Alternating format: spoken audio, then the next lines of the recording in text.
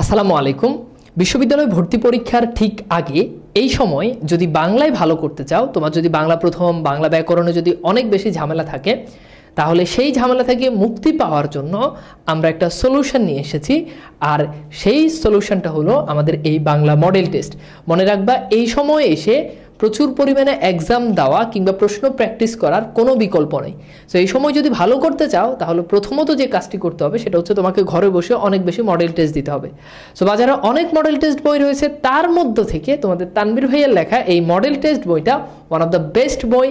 কেন এই বইটা, এই বুকটা সবার থেকে আলাদা, আমরা সেই জিনিসটাই আজকে জানার জন্য চেষ্টা করব। হাজার হাজার বইয়ের মধ্য থেকে কেন তুমি এই বইটাকেই বেছে নিবা। প্রথমেই আসা যাক এই বইয়ের সূচিপত্র নিয়ে। এই বইয়ের মাধ্যমে আমরা মোট তোমাদের জন্য রেখেছি 50টি মডেল টেস্ট, অর্থাৎ 50টা মডেল টেস্ট তুমি দিতে পারবা। প্রত্যেকটা মডেল টেস্টেই এমন প্রশ্নগুলো সংযোজন করা হয়েছে যেই প্রশ্নগুলো তোমার মধ্যে কনফিউশন তৈরি করবে, যেই প্রশ্নগুলোর উত্তর জানলে তোমার জন্য কনসেপ্ট কতটুকু বুঝতে পারছো এই ধারণাটা তুমি পেয়ে যাবা। এবং পরীক্ষাতে আসার মতো গুরুত্বপূর্ণ প্রশ্নাবলী এখানে যুক্ত করা হয়েছে।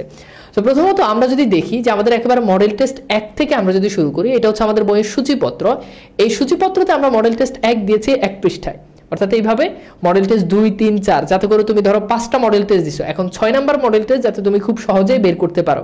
সেখানে প্রত্যেকটা মডেল টেস্ট অনুযায়ী আমরা আলাদা আলাদাভাবে তোমাদেরকে ছবি তুলে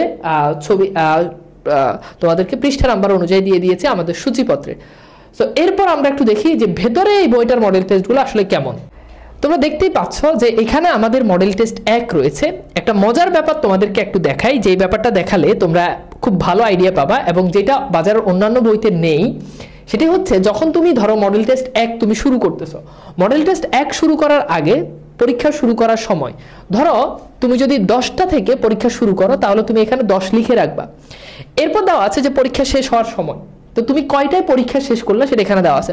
ধরো তুমি 10:30 তুমি পরীক্ষাটা শেষ করলা, তাহলে এখানে 10:30 দেওয়া আছে। ওকে, এরপর দেখো তোমার টোটাল সময় দেওয়া কিন্তু এখানে কিন্তু 20 মিনিট, অর্থাৎ 20 মিনিটের মধ্যে এখানে তোমাকে একটা মডেল টেস্টে 30টা প্রশ্ন থাকে, অর্থাৎ 30টা প্রশ্নের জন্য তুমি সময় পাবা 20 মিনিট। তো যখন তুমি এইভাবে শুরু করার টাইমটা এবং শেষ করার টাইমটা যখন দেখবা, তাহলে তুমি বুঝতে পারবা যে তোমার কত মিনিট লাগছে। সে ধরো তোমার এখানে 30 মিনিট লাগছে, তাহলে তুমি বুঝতে পারবা যে তোমার যেই টাইমে শেষ করার কথা ছিল তার থেকে তুমি বেশি টাইম নিয়েছো। গেল।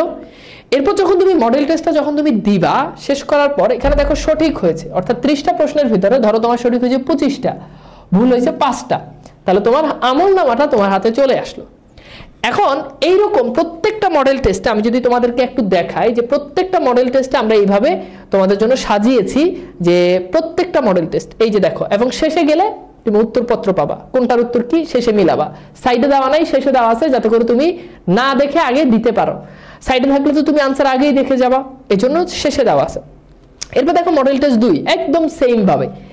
এখন প্রশ্ন হচ্ছে, ভাইয়া তাহলে প্রত্যেকটা মডেল টেস্টে এইভাবে দেওয়া আছে, এতে প্রফিটটা কি? এতে প্রফিটটা হচ্ছে, ধরো আগের মডেল টেস্টে তোমার সময় লাগছে 30 মিনিট, এখন এইবার তুমি যখন হিসাব করবা তখন তুমি দেখবা যে তোমার 30 মিনিট থেকে সময়টা কমছে কিনা। ধরো তখন লাগছে 30 মিনিট, এই মডেল টেস্টে দেওয়ার সময় তোমার সময় এসেছে 27 মিনিট। ওকে, তার মানে তোমার ইমপ্রুভ হচ্ছে। আগের মডেল টেস্টে তোমার সঠিক হয়েছে 25টা, এইবারের মডেল টেস্টে তোমার সঠিক হয়েছে 27টা, তার মানে তোমার ইমপ্রুভ হয়েছে। কিন্তু যদি দেখো আগের মডেল টেস্টে সময় লাগছে 20 মিনিট, এইবার সময় লাগতেছে 25 মিনিট, তাহলে তোমার অবনতি হচ্ছে।